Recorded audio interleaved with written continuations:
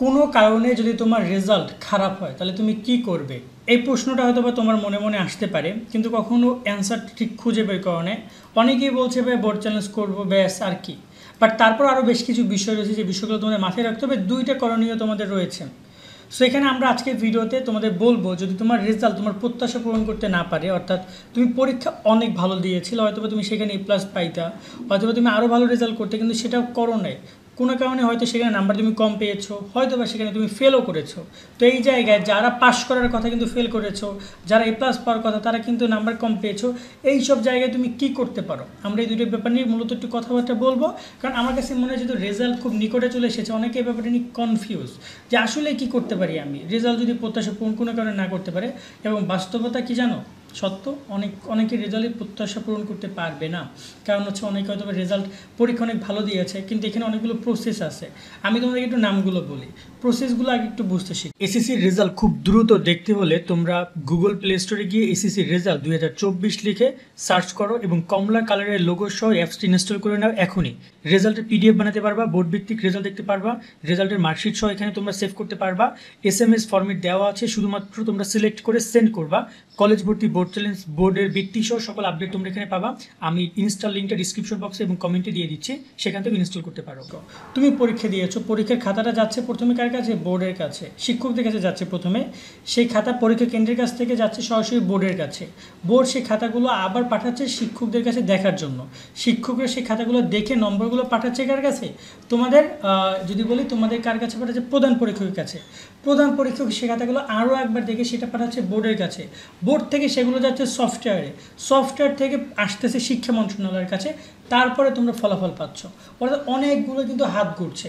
তো এই জায়গায় মানে মোস্ট প্রবাবলি কোনো ধরনের প্রবলেম হয় না, তবে অনেক সময় প্রবলেম হয়। দেখা যায় যে খাতা দেখার ক্ষেত্রে, তোমার রোল নাম্বার শিশু নম্বর মিলানোর ক্ষেত্রে, ওএমআরের ক্ষেত্রে, হয়তো দেখা যায় ভরাট করার ক্ষেত্রে প্রবলেম হওয়ার কারণে কিন্তু অনেক সময় শিক্ষার্থীর ফেল চলে আসতে পারে। তো এটার একটা গুড সলিউশন হচ্ছে তোমাদের বোর্ড চ্যালেঞ্জ।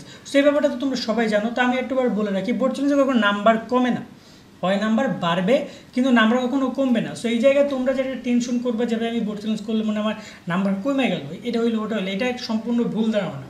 তোমাদের নাম্বার হয় বাড়বে না ওইটাই থাকবে। সো অফকোর্স তোমরা অবশ্যই বোর্ড চ্যালেঞ্জ করবা।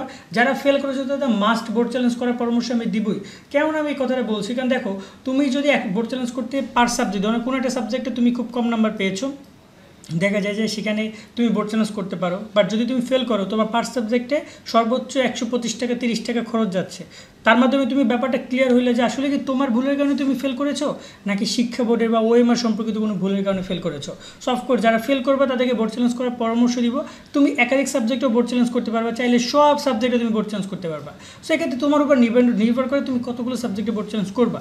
তবে যে সকল সাবজেক্ট আগে মার্কশিট দেখে নিবা, যে সকল সাবজেক্টে যারা পাস করেছো অলরেডি, তারা যদি 2-1 মার্কের জন্য যে সকল সাবজেক্টে গ্রেড মিস করেছো, অর্থাৎ দেখা গেলো কি তুমি হয়তো বা বায়োলজিতে, আমি তোমাদের একটা মার্কশিটে দেখাই দিই, একটা মার্কশিট দেখাই কথাগুলো বলি, তাহলে তোমাদের বুঝতে সুবিধা হবে। মার্কশিট দেখার ওয়েবসাইট কিন্তু এইটা, এখান থেকে তোমরা মার্কশিট দেখতে পারবা।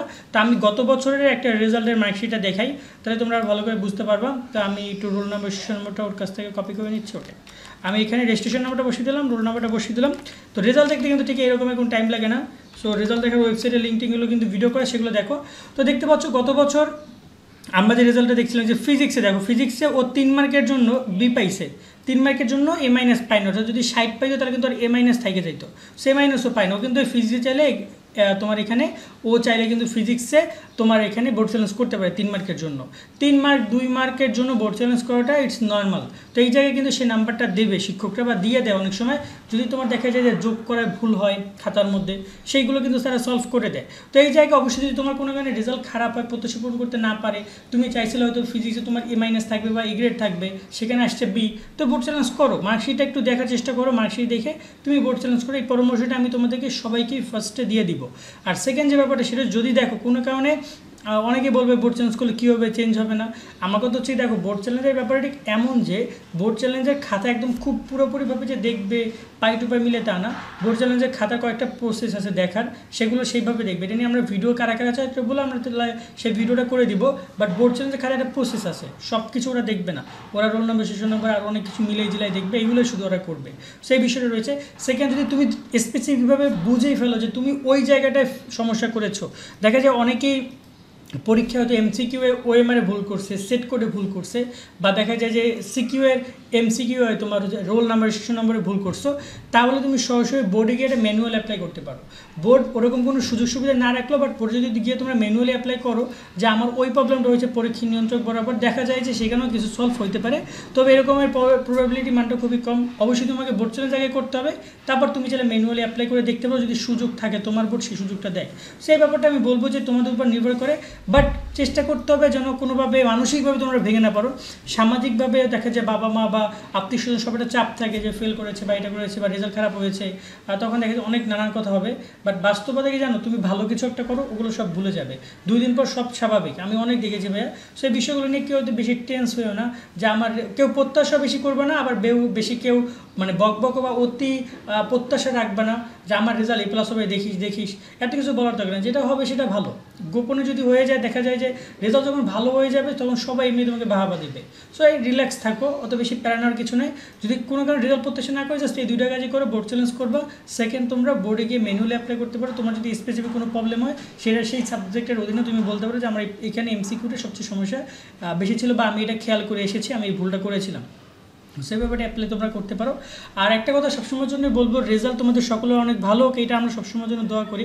কিন্তু বাকিটা এখানে বিভিন্ন মাধ্যমের উপর নির্ভর করে। শিক্ষকদের অনেক সময় ভুল হয়, অনেক সময় প্রধান পরীক্ষকদের, অনেক সময় সফটওয়্যারের ভুল হয়।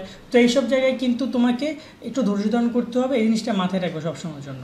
আজকের মতো আমরা এখানেই বিদায় নিচ্ছি। সকলে ভালো থাকবে অনেকে। আর হচ্ছে যে রেজাল্টের দিন আমরা লাইভে আসবো, এক্ষেত্রে আমাদের সাথে লাইভে যুক্ত হবা। সকলে ভালো থাকবা। আল্লাহ হাফেজ।